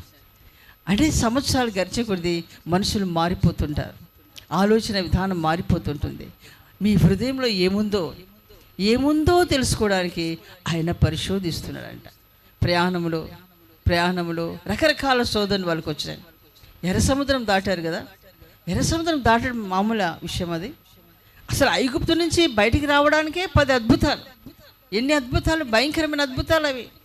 ఇశ్రాయేల్ పక్కన ఐగుప్తు ప్రజలు చీకట్లో వేదన పొందుతుంటే వెలుగులో ఇశ్రాయేల్ బిడ్డలు జీవిస్తారు సంతోషంగా. వాళ్ళ దగ్గర నీళ్ళన్నీ రక్తమయమైతే వీళ్ళ నీళ్ళన్నీ మంచి తేటగా ఉన్నాయి. వీళ్ళు హాయిగా జీవిస్తున్నారు. వాళ్ళ అంత కప్పలు వచ్చి వాళ్ళ పొలాలు అన్నీ పాడు చేస్తున్నాయి. వీరికి అలాంటి బాధ లేదు. ఇశ్రాయేల్కి ఎలాంటి బాధ లేదు. 10 విధములుగా దేవుడు వారిని అణిచివేశాడు, బాధ పెట్టాడు. అవన్నీ అద్భుతాలు చూశారు. ఎర్ర సముద్రం దగ్గరికి వచ్చారు. ఎర్ర సముద్రం దగ్గరికి వచ్చిన తర్వాత ఆ సముద్రం అడ్డుంది, వెనుక నుంచి సైన్యం తరుముతుంది. ఇప్పుడు ఇన్ని అద్భుతాలు చూశారు కదా వాళ్ళు. దేవుడు ఇన్ని అద్భుతాలు చేసి మనల్ని విడిపించాడే, ఈ ఎర్ర సముద్రం దగ్గర ఏదో అద్భుతం చేస్తాడని నమ్మకం రావాలి కదా వాళ్ళకు. లేదా విశ్వాసం. వెంటనే సనగడం మొదలుపెట్టారు. ఎందుకు తెచ్చామా మనం ఇక్కడిని? మేము అక్కడే సచ్చేవాళ్ళం కదా, ఇక్కడ ఎందుకు తీసుకొచ్చావు? అక్కడ సమాధులు లేవని ఇక్కడ తీసుకొచ్చావా అని మొదలుపెట్టారు. సనగడం మొదలుపెట్టారు. వాళ్ళ హృదయంలో ఏముందో తెలుసుకోవడానికే దేవుడు అలా తీసుకొచ్చి పరీక్ష పెట్టాడు. ఆయన శక్తిమంతుడు కదా. ఆయన సరే మోసే బ్రతిమాడుకున్నాడు. వెంటనే దేవుడు కర్రతో కొట్టమన్నాడు. కర్రతో కొట్టాడు. నీటిని 2 పాయలుగా మారిపోయి రహదారి ఏర్పడింది. హల్లెలూయా. చక్కగా ఆరిన నేరే ఏర్పడింది. ఎంత అద్భుతం! ఊహించుకోండి ఒకసారి. మనం ఊహించుకుంటే అద్భుతం అనిపిస్తుంది. నీళ్ళు ఇటుపక్క రాసి మధ్యలో ఆరిన నేల. ఆ ప్రయాణం ఎంత అందంగా ఉంటుంది, ఎంత సంతోషంగా ఉంటుంది. అసలు ఎంత అద్భుతం కార్యం అది, అంత పెద్ద అద్భుతం అది. చక్కగా వీళ్ళు వెళ్ళిపోయారు. వారు ఒడ్డు చేరుకున్నారు. సైన్యం వారి వెనక తరిమిన సైన్యము శత్రువులు వచ్చారు. వారి మధ్యలో చనిపోయారు. దేవుడు వీళ్ళు ఒడ్డు చేరిన వెంటనే ఆ సముద్రాన్ని మూసివేశారు. శత్రువులందరూ సముద్రంలో మునిగిపోయారు. ఇది ఎంత అద్భుతం! అప్పుడు ఇశ్రాయేలు మర్చిపోవచ్చు. ఇది మనం మర్చిపోతామా? మన జీవితంలో ఇలాంటి జరిగితే మర్చిపోతామా? మర్చిపోతే దేవుని దుఃఖపెట్టిన వారమైతే మనం. వాళ్ళు అలాగే మర్చిపోయి దుఃఖపెట్టారు దేవుణ్ణి. సరే, అంత అద్భుతం చేశాడు దేవుడు. ఒడ్డు చేరినారు. కొంత ముందు పోయినారు. కొంత ముందు పోతే అక్కడ నీళ్లు చేదుగా ఉన్నాయి. వెంటనే మళ్ళీ సనగడం మొదలుపెట్టాడు. సముద్రాన్ని చీల్చి నడిపించాడు దేవుడు. మారాను మధురంగా మార్చలేడు ఆయన. ఈ చేదు నీళ్ళను మార్చలేడు ఆయన. మార్చగలడు ఆయన. కానీ వాళ్ళకి ఆ విశ్వాసం లేదు. వెంటనే సనగడం మొదలుపెట్టారు. వాళ్ళ హృదయంలో ఏముందో తెలుసుకోవడానికే దేవుడు ఆలస్యం చేశాడు వాళ్ళ ప్రయాణాన్ని. మన యాత్రను కూడా దేవుడు ఆలస్యం చేపిస్తుంటాడు కొన్నిసార్లు. మన హృదయంలో ఏముందో తెలుసుకోవడానికి. మనకి ఇవ్వస్తానన్న వాగ్దానం త్వరగా దొరకదు. మనకు ఆలస్యం అవుతుంది వాగ్దానం. ఆలస్యం అయిపోయే లోపల దేవుడు ఇస్తానని ఇవ్వలేదు. ఏమోలే, ఇంకా ఇవ్వడేమోలే అని చెప్పేసి మానుకునేవారు. దేవుడికి దూరం అయ్యేవాళ్ళు చాలామంది. ఆయన వాగ్దానం చేశాడు, ఇస్తానని ఎందుకు ఇవ్వలేదు కదా, ఇంకా ఎందుకు ఈ దేవుడు అని వెనుక తిరిగేవాళ్ళు. నీవు వెనుక తిరుగుతావో, దేవుని కొరకే వైరాగ్యంగా జీవిస్తావో, ఇచ్చినా పర్వాలేదు ఇవ్వలేకపోయినా పర్వాలేదు అని ప్రభు కొరకు నిలబడతావో లేదని నీకొక పరీక్ష, నీకొక పరిశోధన. ఆ పరిశోధనలో నిలిచి ఉండాలి మనం. హల్లెలూయా. తొట్టిల్లకూడదు. శారమ్మ పరీక్షలో ఓడిపోయింది. ఎలా ఓడిపోయింది? నీకు పిల్లల్ని ఇస్తానన్నాడు దేవుడు, నాకు ఇవ్వలేదు కదా, ఒకవేళ దాసి ద్వారా ఇస్తాడేమో దేవుడు. సొంత ఆలోచన, సొంత జ్ఞానం, ఆ జ్ఞానాన్ని ఉపయోగించింది, పెద్ద గొడవ తెచ్చిపెట్టుకుంది. ఇప్పుడు కూడా అదే గొడవే. ఆమె చేసిన పొరపాటే, ఆమె అవిశ్వాసమే ఈ దినాలు పెద్ద గొడవగా ఉంది. ఇప్పుడు కొట్టుకుంటున్నారు, చచ్చిపోతున్నారు. భయంకరంగా ఉంది పరిస్థితి. ఆ అవిశ్వాసమే, ఆమెలో అవిశ్వాసం ఏర్పడింది. దాసిని అప్పగించింది. ఇస్మాయిల్ పుట్టినాడు. ఇస్సాకు ఇస్మాయిల్ ఇద్దరికి గొడవ ఇప్పుడు. అంతేకాదు ఆ ఇంట్లో పెద్ద అసమాధానం ఏర్పడింది. దాదాపు 13 సంవత్సరాలు దేవుడు అబ్రహాము కనబడలేదు. ఎప్పుడు దేవునితో మాట్లాడు అబ్రహాము 13 సంవత్సరాలు దేవునితో మాట్లాడలేదు. చూడండి 17వ అధ్యాయం, 16వ అధ్యాయం చివరి భాగం, 17వ అధ్యాయం మొదటి భాగం, ఆదికాండం.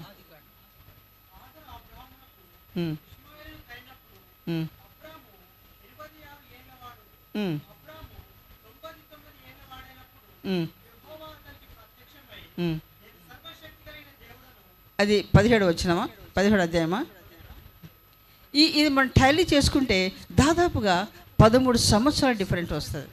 ఎందుకంటే ఈ అబ్రహాం ఇంట్లో గొడవ. హాగర్ వచ్చింది, హాగర్కి సంతానం కలిగింది. శారాముకి ఇష్టం లేదు, శారామును ఎక్కిరిస్తుంది. ఈ గొడవ మధ్యలో సమాధానం లేకున్నారు. ఆ ఇంట్లో అలజడి, అల్లరి, అసమాధానం. ఈ అసమాధానం మధ్యలో దేవుడు ప్రత్యక్షమవుతాడా? ప్రత్యక్షం కాలేదు. దేవుడు మాట్లాడలేదు. 13 సంవత్సరాలు దేవుడు అబ్రహాంతో మాట్లాడినట్లుగా రాయబడలేదు అక్కడ. 13 సంవత్సరాల తర్వాత మరలా దేవుడు ప్రత్యక్షమై ఏమంటున్నాడు? నేను సర్వశక్తి గల దేవుడను. అబ్రహామా, నువ్వు నన్ను ఏమనుకున్నావు? నా శక్తిని నువ్వు తక్కువగా అంచనా వేసావు. తక్కువగా అంచనా వేసావు కాబట్టి ఈ పని చేసావు. నువ్వు హాగర్ని వివాహం చేసుకున్నావు. నేను సర్వశక్తి గల దేవుడను, నేను నీకు ఇస్తాను చెప్పాను. వాగ్దానం ఇవ్వనా? ఇస్తాను నేను. ఎందుకు నువ్వు ఈ పని చేసావు అన్నట్లుగా దేవుడు సర్వశక్తి గల దేవుడని నేను అని హెచ్చరిస్తున్నాడు. ఒకసారి 13 సంవత్సరాలు ఆ గృహంలో సమాధానం లేదు. దేవుడు మాట్లాడలేదు. తర్వాత దేవుడు ప్రత్యక్షమై మాట్లాడి అప్పుడు శారా గర్భం తెరిచి దేవుడు ఆశీర్వదించాడు. హల్లెలూయా, హల్లెలూయా. కాబట్టి దేవుడు పరిశీలిస్తున్నప్పుడు ఆ పరిశీలనలో మనం నిలిచి ఉండాలి. అంతేనే, తొట్టిల్లిపోకూడదు. మన పరిశీలనలో తొలగిపోతే వ్యర్థమైపోతాం. మనం ఆయన పరిశీలించడానికే ఆలస్యం చేస్తాడు. చాలా పనులు, చాలా కార్యాలు ఆలస్యం చేయడానికి కారణం ఏంటంటే మన హృదయంలో ఏముందో తెలుసుకోవడానికి. మనం విశ్వాసంలో ఉంటామా లేదా? మనం దేవునికి దూరం అయిపోతామా? వేరొక ఆలోచన చేస్తామా? దేవుని మార్గం నుండి తొలగిపోతామా? ఆజ్ఞలు గైకొడకుండా దూరం అయిపోతామా? ఇది దేవుడు పరిశీలిస్తున్నాడు. పరిశీలించడానికే మనకు ఆలస్యం అవుతుంది. కాబట్టి మీ జీవితంలో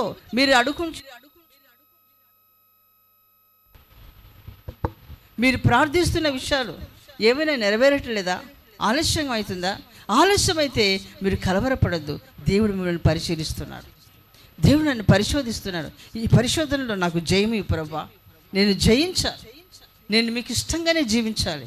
మీ ఆజ్ఞలు నేను తొలగిపోకూడదు. మీ ఆజ్ఞలకు పరిపూర్ణంగా నేను లోబడి జీవించాలి అని సమర్పించుకొని మనం నిలబడాలి. హల్లెలూయా. తప్పకుండా ఇస్తాడు. మాకు మందిరానికి స్థలం కావాలి ప్రభా. పరిశీలిస్తున్నాడు దేవుడు. మీరు ఏం చేస్తారో అని పరిశీలిస్తున్నాడు పైనుంచి. పరిశీలిస్తున్నప్పుడు మీరు తొలగిపోయి ఇంకా ఏమిస్తాడేమోలే, ఇదేమన్నా చేసుకుందాం అని అనుకోకండి. ఇస్తాడు దేవుడు, తప్పకుండా ఇస్తా అన్న దేవుడు తప్పకుండా ఇస్తాడు. హల్లెలూయా. కాబట్టి మనం వేచి ఉండాలి. మన మనసు మార్చుకోకూడదు. మనం వేరొక ఆలోచన, మన సొంత జ్ఞానాన్ని ఉపయోగించకూడదు. మనం దేవునికి అప్పగించుకొని అలాగే నిలబడాలి. దేవుడు తప్పకుండా కార్యం చేస్తాడు. హల్లెలూయా. ఆయన సర్వశక్తి గల దేవుడు. ఆయనకు అసాధ్యమైనది లేదు.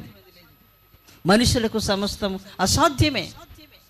మనుషులు మాట ఇస్తారు, మాట మారుస్తారు, నెరవేర్చలేరు. ఆయన మాట ఇచ్చి నెరవేర్చే దేవుడు. హల్లెలూయా, హల్లెలూయా. దేవుడు అట్టి గొప్ప కార్యం చేయబోతున్నాడు. చివరికి అదే అధ్యాయం 13వ అధ్యాయం, ద్వితీయోపదేశ కాండం 13వ అధ్యాయం 6-7 వచ్చిన 8వ అధ్యాయం 6-7 వచ్చినారు. ఆయన మార్గములలో నడుచుకున్నట్లు ఆయనకు భయపడినట్లును నీ దేవుడైన యెహోవా ఆజ్ఞలను గైకొనవలెను. నీ దేవుడైన యెహోవా నిన్ను మంచి దేశములో ప్రవేశపెట్టును. 16వ వచనం తుదకు నీకు మేలు చేయవలెనని నిన్ను అనుచుటకును శోధించుటకును నీ పితరులు ఎరుగని మన్నాతో అరణ్యమున నిన్ను పోషించెను. చాలు. ఇప్పుడు ఇంతకుముందు అమ్మాయి నువ్వు చదివే చూడు, వచనం ఏమిటిది? చదువు అది ఆ మాట. ఆయన మార్గములలో నడుచుకున్నట్లును ఆయనకు భయపడినట్లును నీ దేవుడైన యెహోవా ఆజ్ఞలను గైకొనవలెను. నీ దేవుడైన యెహోవా నిన్ను మంచి దేశములో ప్రవేశపెట్టును. కాదు, ఇంతకుముందు అమ్మాయి చదివింది ఒకటి. అది ఏ వచ్చినమ్మా? 13:6 చదువు.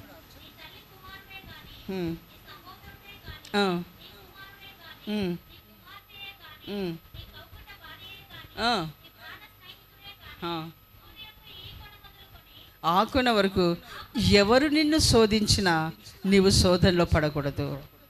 హల్లెలూయా. నీ సొంత కుమారుడే, సొంత కుమార్తెనే మనం అమ్మ మనం ఇట్లా చేస్తే బాగుంటుంది, వాళ్ళు చూడు ఎంత బాగా అన్ని అల్లికలు చేసుకున్నారో, అలంకరించుకున్నారు ఇంటిని, మనం కూడా అలా అలంకరించుకుందాం. దేంతో? అచ్చులు వేస్తారు కొంతమంది, రక్తంతో, న్యూ ఇయర్ అండ్ కొత్త డెడికేషన్కి చుట్టూ వేయాలి కదా, మనం వాళ్ళు చేసినట్లు మనం చేద్దాం అని శోధన. మనము ఇప్పుడు ఒక బొమ్మ ఉంది, ఆ బొమ్మను తీసుకొచ్చి ఇంట్లో పెట్టుకుంటే డబ్బులు వస్తాయంట బాగా. అదేదో బొమ్మటి నోరు తెరుచుకుంటుంది. ఆ బొమ్మను తెచ్చి ఇంట్లో పెట్టుకుంటే డబ్బులు వస్తాయంట. ఎందుకు ఈ బొమ్మ అంటే వట్టికి షో అన్నారు వాళ్ళు. అప్పుడు ఈ విషయం ఆ పక్కింటి వాళ్ళు తెచ్చిపెట్టుకున్న విషయం భార్యకి తెలిసింది. భార్య మీద మనం కూడా తెచ్చిపెట్టుకుందాం. నీ కౌగిట్లో ఉన్న భార్య కానీ నిన్ను శోధించడలా నీవు లోబడకూడదు. నీ కుమారులే కానీ నీ కుమార్తెలే కానీ నిన్ను శోధించడలా నీవు లోబడకూడదు. నేను వెళ్ళాను, చూశాను ఆ బొమ్మను. ఏంటమ్మా ఇదంటే అది ఏం లేదు శోధన అన్నారు, వట్టిగా షో అన్నారు. చవర తెలిసింది నాకు, అది పెట్టుకుంటే డబ్బులు వస్తాయంట.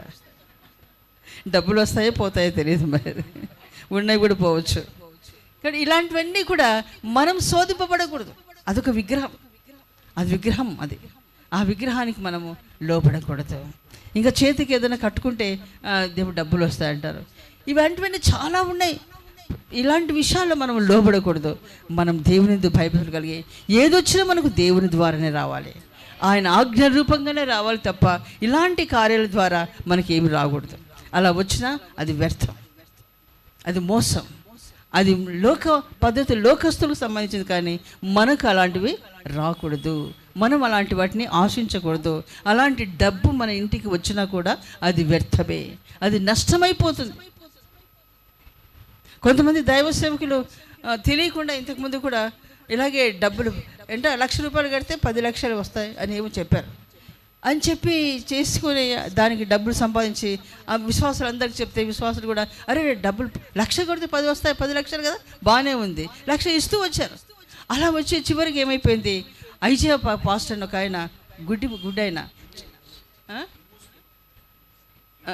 అదేదో మరి దానికి ఆయన లోబడి తన విశ్వాసులందరితో డబ్బు కట్టించాడు. చివరికి డబ్బులన్నీ మోసం అయిపోయినాయి, ఎవరికి ఇవ్వలేకపోయాడు, జైల్లో వేశారు ఆయన. ఆయన ఎంతో చక్కగా దేవుని సేవలో వాడబడే వ్యక్తి నష్టమైపోయాడు. ఇప్పుడు బయట ఉన్నాడు కానీ అప్పుడులాగా వాడబడలేకపోతున్నాడు. డబ్బు మోసం చేస్తుంది. దేనికి కూడా మనం లోబడకూడదు. దేవుని మార్గంలో, క్రమమైన మార్గంలోనే మనకి ఏదైనా రావాలి. మన కష్టార్జితమే మనకు ఆశీర్వాదము. ఇట్లా మోసంగా అన్యాయంగా వచ్చే డబ్బు, లాభపూర్వకంగా వచ్చే డబ్బు మనకు ఆశీర్వాదంగా ఉండదు. హల్లెలూయా, హల్లెలూయా. దాన్ని మనం ఆశించకూడదు. చివరిగా ఇప్పుడు చదవండి 13వ అధ్యాయం 8వ అధ్యాయం ద్వితీయోపదేశకాండం 8వ అధ్యాయం 6-7 వచనాలు. ఆయన మార్గములలో నడుచుకున్నట్లు ఆయనకు భయపడినట్లును నీ దేవుడైన యెహోవా ఆజ్ఞలను గైకొనవలెను. నీ దేవుడైన యెహోవా నిన్ను మంచి దేశములో ప్రవేశపెట్టును. అది నీకు వాగులను లోయలను తుదకు నీకు మేలు చేయవలెనని నిన్ను అనుచుటకును శోధించుటకును నీ పితరులు ఎరుగని మన్నాతో అరణ్యమున నిన్ను పోషించెదను. ఏమంట? తుదకు నీకు మేలు చేయుటకై ఆయన మనల్ని శోధించి పరిశీలిస్తున్నాడు. హల్లెలూయా. ఈ పరిశోధనలన్నీ ఎందుకు ఎన్ని రకాలుగా దేవుడు మనం పరిశీలిస్తున్నాడంటే మనకు మేలు చేయుటకే. హల్లెలూయా. యోబు రాస్తున్నాడు, నేను శోధింపబడిన మీదట శుద్ధ సువర్ణముగా మార్చబడేదను. హల్లెలూయా. నేను శుద్ధ సువర్ణంగా మార్చబడతాను ఎప్పుడు? శోధించబడిన మీదట. కాబట్టి మనము శోధించబడిన తర్వాతనే శుద్ధ సువర్ణంగా మార్చబడతాం, పరిపూర్ణలోకి మనం ఎదుగుతాం. అప్పుడు ప్రభు వచ్చి మనం తీసుకెళ్తాడు. హల్లెలూయా. శుద్ధ సువర్ణంగా మనం ఎప్పుడు మార్చబడతామో, మన కొరతలన్నీ మనం తెలుసుకొని సరి చేసుకొని ఆయన సోదరలో మనం పరిపూర్ణంగా నిలిచి జయించాలి. మనం జయించిన వారికి సింహాసనం. ఎలాంటి శోధన వచ్చినా మనం తొట్టిల్లకుండా ఆ శోధనలో వాక్య ప్రకారంగా మనం జీవించాలి. వాక్యానికి విరోధంగా జీవించి నేను జయించాను, ఈ శోధన తప్పించుకున్నానంటే కుదరదు. వాక్య ప్రకారంగానే ఆ శోధనను మనం జయించాలి. ఆ శోధనలో మనం నిలిచి ఉండాలి. అప్పుడే మనకు ఒక జయం. హల్లెలూయా. మన యందు ప్రభు ఆనందిస్తాడు. మనం పరిశోధింపబడుతున్నప్పుడు దేవునికి పరిపూర్ణంగా అప్పగించుకోవాలి.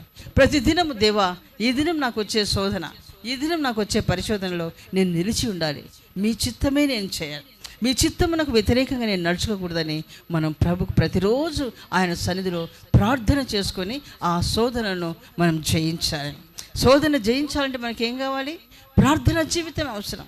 ప్రార్థన లేకుండా మనం దేనిని జయించలేం. అనుదినము ప్రార్థనలో మనం పోరాడి జయించాలి. అందుకే దేవుడు ఏమంటున్నాడు? మెలకువ కలిగి ప్రార్థనలో ఉండండి అంటున్నాడు. శోధన వస్తుంది, మీకు శోధన మీకు సిద్ధంగా ఉంది. దాన్ని జయించాలంటే ప్రార్థనలో మెలకువగా ఉండండి అంటున్నాడు. మందులై ఉండకండి, మత్తులై ఉండకండి, మెలకువ కలిగి ప్రార్థన చేసి శోధనను జయించండి అంటున్నాడు ఆయన. హల్లెలూయా.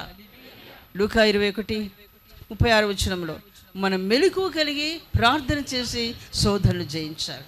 కాబట్టి మీరు జరగబో వీటన్లని తప్పించుకొని మనిషి కుమారుని ఎదుట నిలబడుటకు శక్తి గలవారగునట్లు ఎల్లప్పుడూ ప్రార్థన చేయొచ్చు మెలకుగా ఉండడని చెప్పాను. ఎల్లప్పుడూ మెలకుగా ఉండి మనం ప్రార్థనలో పోరాడి జయించాలి. తప్పకుండా శోధనలు మనకు వస్తాయి. పలు రకమైన శోధనలు. మరణం వరకు నమ్మకంగా ఉండము, నీకు జీవ కిరీటం ఇచ్చేది అంటున్నాడు.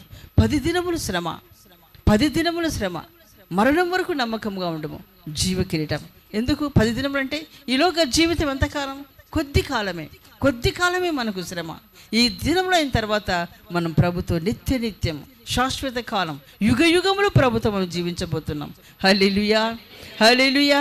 ఈ లోకంలో జీవితం 80, 90, 100 సంవత్సరాలు ఉండొచ్చేమో. దాని తర్వాత నిత్యం ప్రభుత్వం ఉండబోతున్నాం మనం. కాబట్టి మనకి అన్ని శోధనలు వచ్చినా జీవించినంత కాలమే. కానీ ఇక జీవించడానికి సమయం కూడా లేదు. రాకడ బహు సమీపంగా ఉంది. కాబట్టి మనము ఎలాంటి శ్రమ, ఎలాంటి శోధన మనకు వచ్చినా మనం నిలబడి దాన్ని జయించుదాం. పరిపూర్ణమై ప్రభు రాకులు ఎత్తబడదాం. దేవుడు అట్టి కృపతో మనందరినీ నింపునుగాక. శోధించబడిన మీదట నేను